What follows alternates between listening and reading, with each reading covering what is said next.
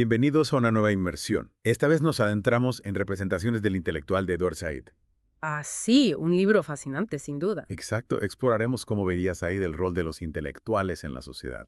Un tema complejo lleno de matices. Totalmente, Said analiza quién son estos intelectuales, cómo se relacionan con el poder y cómo mantienen su integridad. Y lo hace a través de ejemplos increíbles Y- desde figuras literarias. Hasta pensadores contemporáneos, una mezcla fascinante. Y sí. Empecemos con lo básico. ¿Cómo define Said al intelectual? Bueno, no hay una respuesta única.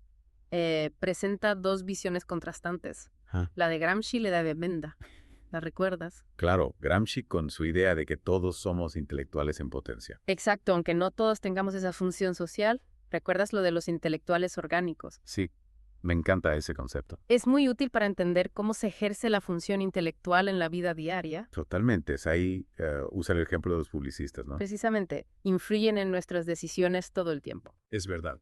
Moldean nuestra forma de pensar sin que nos demos cuenta. Exacto. Y ahí entran también los expertos en relaciones públicas, los creadores de contenido. Uf, todos influyen en cómo vemos el mundo. Sin duda. Son ejemplos perfectos de intelectuales orgánicos. Es que al final todos de alguna manera podemos ser intelectuales, ¿no? Claro, la pregunta es ¿qué tipo de intelectual queremos ser? Buena pregunta. ¿Y Benda qué decía él? Benda era más elitista, digamos, veía a los intelectuales como una especie de clerecía. Como una élite moral. Exacto, como guardianes de la conciencia de la humanidad. Interesante. Y ponía ejemplos como Sócrates, Jesús o Spinoza. Sí, figuras que se dedican a la verdad y la justicia sin importar las consecuencias. Casi como superhéroes de la razón. Jaja, sí, algo así. Y los contrastaba con los laicos que se enfocan en lo material. Claro, dos visiones muy diferentes. Y la pregunta que nos lanza Said es, ¿dónde nos ubicamos nosotros en este espectro? Uf. Ahí nos deja pensando. Exacto, cada uno debe responder por sí mismo. Y para ayudarnos a reflexionar, Said nos trae ejemplos de la literatura, ¿no? Sí, muchísimos. Por ejemplo, Bázarov, el nihilista de Padres e Hijos, de Turgenev. Así, un personaje que desafía las normas sociales y enfrenta el rechazo. Un rebelde que cuestiona todo, incluso a riesgo de ser marginado. Un clásico. ¿Y qué me dices de Stephen Dedalus en Retrata del artista adolescente de Joyce? Ahí tenemos al artista intelectual que lucha por su libertad creativa e intelectual. Eligiendo el silencio, el exilio y la astucia. Exacto, una imagen poderosa del costo personal de la autenticidad. Y no podemos olvidar Educación sentimental de Flaubert. Una novela que nos advierte sobre la desilusión intelectual. Sí, cómo las presiones sociales pueden corromper las aspiraciones. Moreau y Deslories empiezan con grandes ideales, pero terminan en la mediocridad. Es la tentación de renunciar a la lucha de adaptarnos al sistema. Y Said nos recuerda que la lucha es constante, que la integridad se pone a prueba una y otra vez. Hablando de pruebas, Said también explora la idea del intelectual como exiliado. Un tema central en su obra. El exilio no es solo físico. Claro, Es un estado mental, una sensación de no pertenencia. como él mismo lo experimentó como palestino en Estados Unidos. Exactamente. Y también menciona a Adorno y su exilio en América. Su incomodidad con la cultura popular, su compromiso con el pensamiento crítico. Sí, el exilio puede forjar una visión única. Te obliga a ver las cosas desde fuera, a cuestionar lo que se da por sentado. Y a descubrir nuevas conexiones. ¿Has sentido alguna vez esa sensación de ser un forastero? De mirar desde afuera. Puede ser una experiencia enriquecedora, aunque a veces dolorosa. Sin duda. Te da una perspectiva crítica que otros no tienen. Y hablando de crítica, llegamos a un punto clave. Ah. Hablarle claro al poder. Un desafío para cualquier intelectual. Totalmente. Said analiza cómo hacerlo en un mundo donde la objetividad se cuestiona. Donde las narrativas dominantes se imponen. Y aquí entra Peter Novick y su libro That Noble Dream. Que analiza la erosión del consenso sobre la verdad histórica objetiva. Uf, todo un terremoto para la historiografía. Nos obliga a navegar en un mar de verdades en competencia. Y nos recuerda la responsabilidad de desafiar las narrativas dominantes. Especialmente las que perpetúan la injusticia. El ejemplo de Tocqueville, que analiza Said, me impactó mucho. Sí, Tocqueville criticaba la esclavitud en EU, pero justificaba el colonialismo en Argelia. Doble rasero. Claro, nos muestra la dificultad de aplicar principios universales. ¿Cómo denunciar la injusticia en un lugar e ignorarla en otro? Es la pregunta del millón. Y nos lleva a otro tema crucial. Dime. Las presiones del profesionalismo sobre los intelectuales. Así como la búsqueda de reconocimiento puede comprometer la integridad. Exacto, aquí, entre Russell Jacoby y su libro Los últimos intelectuales. Que lamenta la desaparición del intelectual público comprometido. Y critica a los académicos encerrados en sus torres de marfil. Preocupados por su carrera, más que por el cambio social. Es una crítica válida. ¿Cómo equilibramos las exigencias profesionales con la integridad? ¿Cuándo hablamos y cuándo callamos? Said nos invita a recuperar el espíritu del amateur. Movido por la pasión por las ideas. Exacto como él mismo, que rechazó ofertas lucrativas para mantener su independencia. Un ejemplo a seguir. Y hablando de tentaciones, Said también nos advierte sobre los dioses políticos. Ideologías o líderes que prometen soluciones fáciles. Exacto, y que terminan defraudando. Usa la anécdota de un intelectual iraní que apoyó a Khomeini.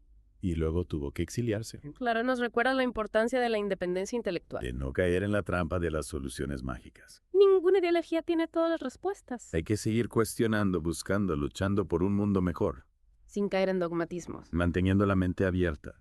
Y siendo conscientes de que la búsqueda de la verdad es un proceso continuo. Exacto. Y ahí está la clave. No solo se trata de criticar, sino de construir, de usar nuestra capacidad intelectual para un cambio positivo. Totalmente. Y para eso, Said nos recuerda el poder del lenguaje. Así, las palabras no son simples herramientas. Claro. Tienen el poder de moldear nuestra percepción del mundo. Es verdad. Y a veces sin darnos cuenta. Exacto. Por eso el intelectual debe ser consciente de las trampas del lenguaje. De los clichés, de las metáforas que pueden perpetuar estereotipos. Precisamente hay que ser muy cuidadosos con cómo se usan las palabras. Para no caer en simplificaciones o manipular la realidad. Exacto. Y también para desafiar los discursos dominantes. Para encontrar nuevas formas de expresar las ideas. Sí, y para dar voz a quienes no la tienen. A veces nombrar una injusticia ya es un paso enorme. Es verdad, ponerle palabras a una experiencia silenciada puede ser transformador. Totalmente. Y ahí el intelectual se convierte en un traductor, en un puente entre culturas. Me gusta esa imagen. Un puente entre mundos que parecen irreconciliables. Sí, y para atender ese puente la empatía es fundamental. Claro, la capacidad de ponerse en el lugar del otro. Exacto, de comprender sus experiencias aunque sean diferentes a las nuestras. Sin empatía, el intelectual se queda en la abstracción. Se desconecta de las realidades humanas que pretende analizar. Y Said conecta esto con la experiencia del exilio. Claro, el exilio te obliga a confrontar la otredad, a cuestionar tus propias certezas. Te saca de tu zona de confort. Y te permite ver las contradicciones tanto en tu sociedad como en otras. Te da una perspectiva más amplia, más crítica, Exacto, y te conecta con otras experiencias de marginación. forjando una visión más inclusiva y solidaria. Sí, el exilio puede ser doloroso, pero también una fuente de lucidez y creatividad. Y hablando de perspectivas, Said también analiza la relación del intelectual con la nación. Un tema complejo, sin duda. Porque por un lado el intelectual está enraizado en su cultura, Claro, su pensamiento se nutre de sus tradiciones, de sus experiencias. pero al mismo tiempo debe ser capaz de trascender las fronteras nacionales. De abrazar una perspectiva universal. Es una tensión constante. Ser fiel a tus raíces, pero también abierto al mundo. Exacto, defender los derechos de tu comunidad, pero también los de todos. Y eso implica a veces hablarle claro al poder, incluso si es el de tu propia nación, Un ejemplo claro es el propio Said y su defensa de la causa palestina. que le costó muchas críticas. Claro, pero la esencia de la integridad intelectual no se trata de ser popular. Sino de ser fiel a la verdad y a la justicia. Exactamente, aunque eso implique riesgos y sacrificios. Que nos recuerda que la lucha por la justicia no tiene fronteras. Es un llamado a la solidaridad internacional, a construir redes de resistencia A reconocer que las luchas en diferentes partes del mundo están conectadas. y que la defensa de los derechos humanos es una tarea global. Y aquí me viene a la mente su análisis de la construcción de Oriente. Así, ¿cómo se ha usado esa categoría para justificar la dominación occidental? Es un ejemplo de cómo el poder usa las representaciones para legitimarse. El intelectual debe de construir esas narrativas, mostrar las relaciones de poder que hay detrás, Mostrar cómo se ha manipulado la imagen de Oriente. para justificar la colonización, la explotación, la violencia, Es un trabajo de desmitificación, de mostrar la complejidad de las culturas, y de cuestionar las categorías que damos por sentadas, para construir un discurso más inclusivo que reconozca la diversidad, que no se base en la oposición entre nosotros y ellos. sino que celebre la riqueza de la experiencia humana. Exacto, el intelectual debe ser un defensor de la complejidad Un explorador de los matices que enriquecen nuestra comprensión del mundo. y un constructor de puentes entre culturas, Un mediador que facilita el diálogo y la comprensión mutua, alguien que no se conforma con respuestas fáciles. sino que se atreve a explorar las zonas grises, a cuestionar las certezas. A abrazar la incertidumbre. Pero la tarea de intelectual no se limita a lo académico, Claro, ahí también habla del compromiso político, de la participación activa. de llevar las ideas al mundo real, de luchar por la justicia social. de ensuciarse las manos, de involucrarse en los movimientos sociales. Y ahí distingue entre el intelectual profesional y el amateur. El profesional se limita a su campo, busca el reconocimiento dentro del sistema. Su trabajo puede ser brillante, pero a menudo le falta esa urgencia. Ese compromiso que requiere la lucha por la justicia. Mientras que el amateur se mueve por la pasión, Por el deseo de cambiar las cosas. sin esperar nada a cambio. Sei nos invita a recuperar ese espíritu amateur. A usar nuestro conocimiento para empoderar a otros. Como él mismo hizo con su compromiso con la causa palestina, Un compromiso que le costó caro. pero que nunca abandonó. Porque la integridad intelectual a veces implica romper con el sistema, Y asumir riesgos para defender lo que uno cree. sin importar las consecuencias. El intelectual no puede ser neutral ante la injusticia. Debe tomar partido y actuar. El silencio cómplice es una traición a la vocación intelectual. Callar ante la injusticia es ser cómplice de la misma. Hay que usar la voz para denunciar la opresión, para defender a los vulnerables. Para luchar por un mundo más justo. Pero cuidado, compromiso político también tiene sus peligros. Te refieres a la tentación de abrazar dioses políticos. Exacto, esos que prometen soluciones fáciles a problemas complejos. Y que al final terminan defraudando. Como el intelectual iraní que se unió a la revolución de Khomeini. Y luego tuvo que exiliarse. Es un recordatorio de la importancia de la independencia intelectual. De pensar por uno mismo y no caer en soluciones mágicas. Hay que seguir cuestionando, buscando, luchando sin caer en la trampa de la facilidad. Manteniendo la mente abierta y crítica. Siendo conscientes de que la búsqueda de la verdad es un proceso complejo. Y que no hay respuestas definitivas. Solo preguntas que nos impulsan a seguir adelante. Exacto, rodearse de gente que te desafía, que te inspira a seguir buscando la verdad. Totalmente. Es un antídoto contra el cinismo, ¿no? Hablando de eso, Said también nos advierte sobre el intelectual cínico. Ah, sí. Ese que se burla de todo, que ya no cree en la posibilidad del cambio. Que se queda sola en la crítica destructiva. Exacto, un personaje que puede parecer brillante, pero en el fondo es muy conservador. Porque no cree en un futuro mejor. Es una trampa fácil de caer. Sí, sobre todo cuando vemos tanta injusticia, tanta corrupción en el mundo. Dan ganas de tirar la toalla y decir, ya no hay nada que hacer. Claro, pero Sae nos invita a no caer en esa trampa, a mantener viva la esperanza A seguir creyendo en la posibilidad de un mundo mejor. y a trabajar para hacerlo realidad.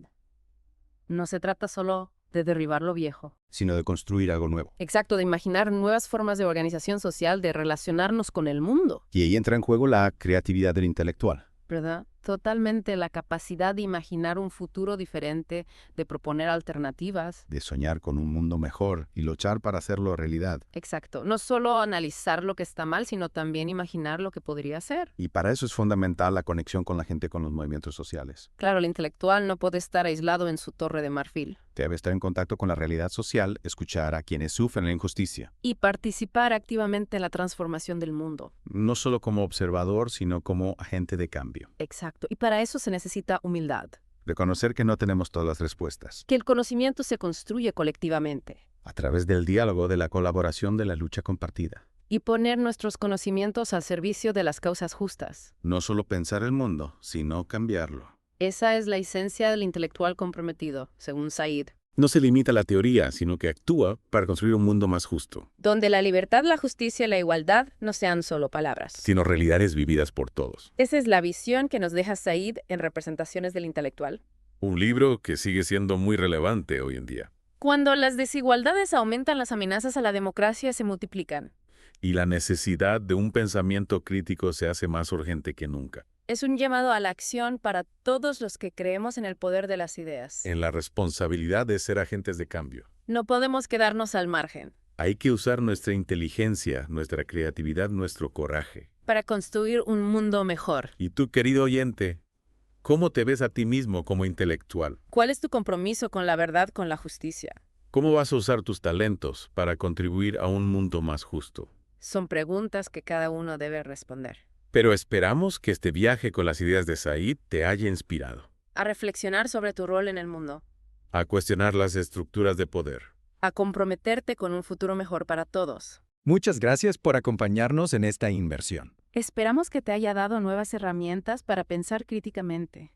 Para desafiar lo establecido, para convertirte en un agente de cambio. Recuerda, el mundo necesita tu voz, tu inteligencia, tu compromiso. Hasta la próxima.